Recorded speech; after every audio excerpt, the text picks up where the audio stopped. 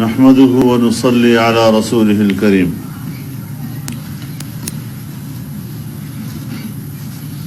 آج آپ کو اس مقصد کے لیے زحمت دی گئی ہے کہ صوبہ خیبر پختونخوا میں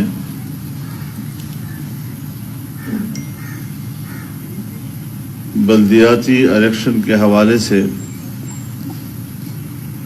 الیکشن کمیشن نے شیڈول جاری کر دیا ہے.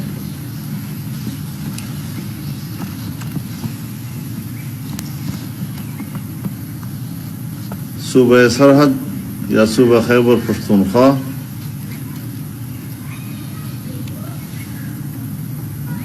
میں پی ڈی ایم سے وابستہ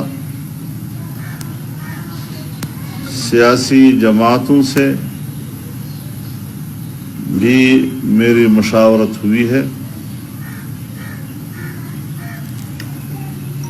اور ہم الیکشن کمیشن کے اس اقدام پر اپنا رد عمل دینا چاہتے ہیں. ہمارا دو ٹوک واضح اور غیر مبہم موقف چلا آ رہا ہے کہ ہم 2018 کے انتخابات کے نتائج کو تسلیم نہیں کرتے اور ان نتائج کی بنیاد پر جو حکومتیں قائم کی گئی ہیں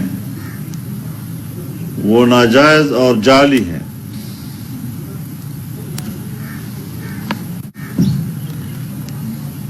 جو حکومت خود دھاندلی کی پیداوار ہو اس کی نگرانی میں بلدیاتی الیکشن کیسے قبول کیے جا سکتے ہیں؟ ہر چند کے الیکشن کمیشن یہ کہے کہ ہماری نگرانی میں ہے، لیکن ارباب اقتدار ہر صورت میں مؤثر ہوتے ہیں اور وہ اپنے زیر اثر انتظامیہ کو الیکشن میں اپنے مقاصد کے لیے استعمال کر سکتے ہیں اور سرکاری وسائل کو استعمال کر سکتے ہیں.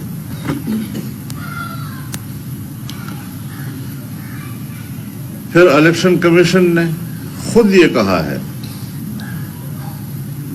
کہ ہم ووٹر ویریفیکیشن کا ایک سلسلہ شروع کر رہے ہیں. اس کا معنی یہ ہے کہ الیکشن کمیشن اس بات کا اعتراف کر رہا ہے کہ ووٹر لسٹ مشکوک ہے، اسی لیے اس کو ویریفیکیشن کی ضرورت پڑ رہی ہے.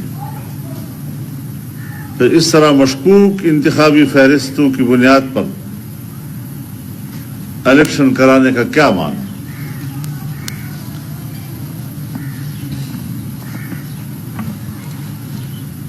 ایسی صورتحال میں عجیب ملغوبہ یہ ہے کہ ولیج کونسل وہ غیر جماعتی ہوں گے اور تحصیل الیکشن وہ جماعتی بنیاد ہوں گے. ایک ہی بلدیاتی نظام ہے، اس بلدیاتی نظام کے تحت ایک سطح جو ہے وہ غیر جماعتی ہے اور دوسری سطح جو ہے وہ جماعتی بنیادوں پر ہے. اور پھر یہ بھی کہ جو لوگ کامیاب ہو جائیں گے ولیج کونسل میں ان کو پھر اختیار ہوگا وہ کسی بھی سیاسی پارٹی میں 24 گھنٹے کے اندر یا 48 گھنٹے کے اندر شامل ہو سکتے ہیں. آپ بتائیں کہ جو بلدیاتی ممبران جس کا صرف کام اس محلے کی خدمت ہے اور اس محلے میں اس کو فنڈز چاہیے، حکومت پی ٹی آئی کی ہوگی، اس کا تو معنی یہ ہے کہ تمام ممبران کو وہ اس مجبوری کے تحت وہ پی ٹی آئی میں شامل کریں گے اور پھر کہیں گے کہ ہم سب سے بڑی پارٹی بن کر ابھرے ہیں. تو اس لحاظ سے ہم اس بلدیاتی الیکشن کو تسلیم نہیں کرتے. اس سلسلے میں ہم اپنے ماہرین قانون سے بھی مشورہ کر رہے ہیں تاکہ الیکشن کمیشن کی طرف رجوع کیا جا سکے اور براہ راست ان کے سامنے اپنے تحفظات پیش کیے جا سکیں تاکہ اس سے آگے پھر ہم مزید قانونی کارروائی کرنے کی پوزیشن میں رہیں. تو اس لحاظ سے ہم اپنے آئینی اور قانونی ماہرین سے بھی مشورہ کریں گے. ان کے مشورے سے پھر ہم مزید آگے بڑھنا ہے. فوری طور پر اس سے وابستہ ایک اہم مسئلے پر کچھ بات کرنا بالکل ناگزیر ہے کہ تحریک لبیک ان کے کارکن اسلام آباد کی طرف آ رہے ہیں. قطع نظر اس کے کہ ان کا مطالبہ صحیح ہے یا غلط، لیکن ان کا جو بھی مطالبہ ہو اس کے لیے احتجاج کرنا ان کا جمہوری حق ہے، ان کا قانونی حق ہے. پہلے بھی لاہور میں ان پر جو تشدد کیا گیا اور انسانی حقوق پامال ہوئے ہیں اس میں، اور اب دوبارہ جب وہ اسلام آباد کی طرف مارچ کر رہے ہیں تو ان پر لاہور میں تشدد کیا گیا. ابھی راستے میں ہیں وہ، انہوں نے دوبارہ اگلے مرحلے کا آغاز کیا ہے. تو انتہائی ظالمانہ انداز کے ساتھ ان پر تشدد کیا گیا ہے. کوئی لاہور کے واقعے میں تو 10 سے 12 تک کہا جاتا ہے کہ شہید بھی ہو چکے ہیں ان کے، اور اب دوبارہ جو آج واقعہ ہوا ہے اس میں بھی کافی لوگ زخمی ہیں. یہ کون سا اخلاقی رویہ ہے کہ خود عمران خان اور اس کی پی ٹی آئی تو 126 دن کا دھرنا ڈی چوک پر دیتے رہے، اور اب اگر یہ لوگ آتے ہیں مظاہرہ کرتے ہیں تو ان پر تشدد کیا جا رہا ہے. کس بنیاد پر آخر؟ اور قانون کی نظر میں یہ فرق، اتنا بڑا فرق کیوں؟ اور پھر عجیب بات یہ ہے کہ جب نواز شریف کے خلاف ان کا مظاہرہ تھا تو وہ ٹھیک تھا، لیکن عمران خان کے خلاف مظاہرہ جو ہے وہ بالکل غلط ہے اور وہ قانون کو ہاتھ میں لینے والی بات ہے. تو اس لحاظ سے ہم حکومت کے ان ظالمانہ ہتھ کنڈوں کی مذمت کرتے ہیں اور مطالبہ کرتے ہیں کہ ان کو اپنے احتجاج کا حق دیا جائے اور معاملات کو قانون کے دائرے میں شائستگی کے ساتھ حل کیے جائیں.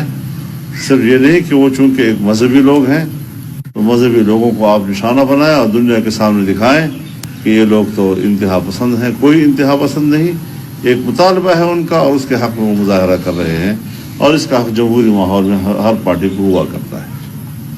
مولانا صاحب یہ فرمائیں کہ بلدیاتی انتخابات کے حوالے سے 2-4 دن پہلے آپ کی پشاور سے بھی ہم نے گفتگو سنی، باقی جماعتوں سے بھی آپ نے رابطہ کیا. کیا باقی جماعتیں بھی آپ کے اس موقف کی طرف آ رہی ہیں کہ بلدیاتی انتخابات جو ہیں ان میں حصہ نہ لیا جائے، کیونکہ یہ جن کے ضائع میں حصہ لینا وہی غلط ہیں؟ بائیکاٹ وہ ہمارے ذہن غور ہے، ہم بائیکاٹ کریں گے بالآخر، اور کوئی راستہ اگر نہ ہوا تو پہلے ہم یہ کہنا چاہتے ہیں کہ یہ انتخابات منسوخ کر دیے جائیں.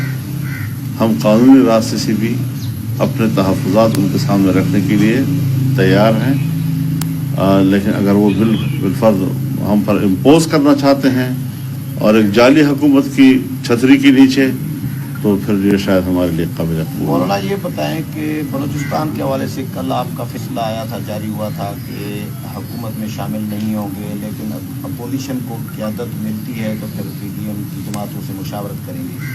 اس کا مطلب ہے وزارت اعلیٰ، مطلب اگر اپوزیشن کو ملتی ہے تو اپوزیشن کو وزارت اعلیٰ کے حوالے سے بھی کلیئر کریں. اور دوسرا، اگر اس وزیر اعلیٰ کو ووٹ دیں گے یا نہیں دیں گے، حکومت میں شامل ہونا الگ بات ہے، ووٹ دینا وزیر اعلیٰ کو الگ ایشو ہے. تھوڑا سا یہ باتیں جو ہیں، جو جتنا میں فیصلے میں لکھ چکا ہوں اب تک تو اتنا ہی ہے، اور پھر جتنا معاملات آگے بڑھتے جائیں گے آپ کو بتاتے جائیں گے.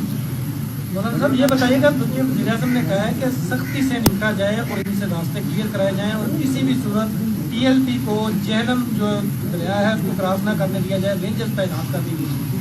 تو کیا اس طرح ملک میں جو پرامن احتجاج کرنے آ رہے ہیں ابھی تک ان کی جانب سے کسی قسم کا کوئی جو سرکاری لاگت کو نقصان نہیں پہنچایا گیا؟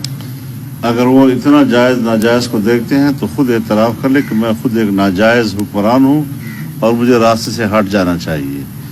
تو ہم تو اس کو راستے سے ہٹانے کے لیے میدان عمل میں ہیں، اور جب ہمارا مطالبہ ہی ایک ہے کہ عام انتخابات کرائے جائیں تو پھر عام انتخابات کے بعد ہم کوئی بلدیاتی الیکشن قبول نہیں کر سکتے. اور جعلی حکمران جو ہے ان کی یہی کہ نہ ملک کو معیشت دے سکے، نہ عام آدمی کو روزگار مہیا کر سکے، اور پتہ نہیں 50 لاکھ گھروں کا اس نے اعلان کیا تھا، وہ 50 لاکھ گھر کہاں ہیں؟ وہ 1 کروڑ نوکریوں کی بات کی تھی، وہ کدھر ہیں؟ وہ 300 ڈیموں کی بات کی تھی، وہ کدھر ہیں؟ پورا ملک غرقاب ہو گیا ہے اور زمین پر بیٹھ گیا ہے ملک کی معیشت. اور اب بھی یہ لوگوں سے کہتے ہیں کہ ان کو مت آنے دو اسلام آباد کی طرف.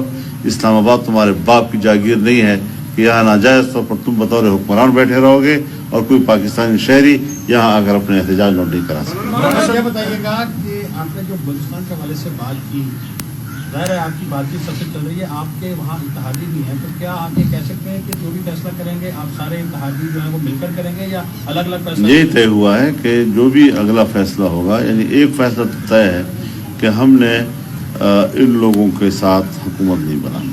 ہم حکومت کے ساتھ یا باپ کے ساتھ؟ باپ کے ساتھ بھی تو بعد میں اگر اندر آئے گی تو اور معاملہ خراب کرے گی. مہنگائی ہے، شدت تک پہنچ چکی ہے، لوگ خودکشیاں کر رہے ہیں، ہر چیز 2 گنا 4 گنا مہنگی ہو چکی ہے. اس کے اوپر جو ہے حکومت کے حوالے سے آپ کو کیا سمجھتے ہیں کہ وہ کہتے ہیں کہ معیشت بڑی اچھی جا رہی ہے.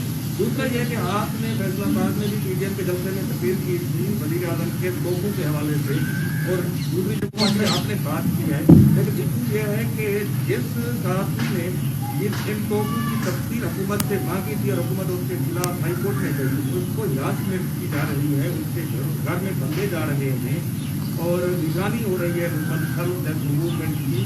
تو اس حوالے سے آپ کیا سمجھتے ہیں کہ کیا وزیر اعظم سے توپوں کی تفصیل مانگنا ایک جرم ہے؟ اور یہ صحافی خود یہی ہے تو صحیح. نہیں پہلے نہیں، اس کو کلیئر ہونے دیں، اس کو کلیئر ہونے دیں. جواب جی مولانا. تو آپ کے سوال کا پہلا حصہ کیا تھا؟ مہنگائی کا تو ظاہر ہے مہنگائی تو ایک آپ جانتے ہیں کہ اس وقت پی ڈی ایم جو ہے پورے ملک میں عوام کی شراکت کے ساتھ سڑکوں پہ ہے. مہنگائی کے خلاف زور احتجاج ملک کے اندر ہو رہا ہے، اور روزمرہ کے حساب سے آپ دیکھ رہے ہوں گے کہ ملک کے دور دراز علاقوں میں روزانہ کے حساب سے مظاہرے ہو رہے ہیں اور تسلسل کے ساتھ ہو رہے ہیں. اور اس پر یہ عوام کا حق ہے، کیونکہ ملک میں رہنا ہے تو 2 چیزیں ملک کو دینی ہوں گی، ایک امن اور ایک روزگار. جو حکومت امن بھی نہ دے سکے اور اس طرح لوگوں کو مارے جس طرح کے اس وقت مظاہرین کو مارا جا رہا ہے اور معیشت بھی بالکل تباہ و برباد کر دے، پھر ایسے لوگوں کو حکومت کرنے کا کوئی حق حاصل نہیں ہے جی. تو اس اعتبار سے جن صحافیوں کو دھمکایا جا رہا ہے، میرے خیال میں اس طرح یہ سب لوگوں کو چور کہتے ہیں، چور چور، اور خود اتنی گھٹیا چوریاں کرتے ہیں کہ جس کے بعد میرے خیال میں ان کو اگر حیا ہے تو پبلک میں آئے، پھر اپنی وضاحت پیش کریں. یہ کیا مطلب کہ صحافیوں کے گھروں میں جائیں، تم نے یہ بات کیوں لیک کی ہے، کیوں آپ نے اس کو پبلک کیا ہے، اور پھر ان کو ڈرائیں، ان کو دھمکائیں. اس طریقے سے تو بجائے اس کے کہ آپ دوسروں پہ دباؤ ڈالیں.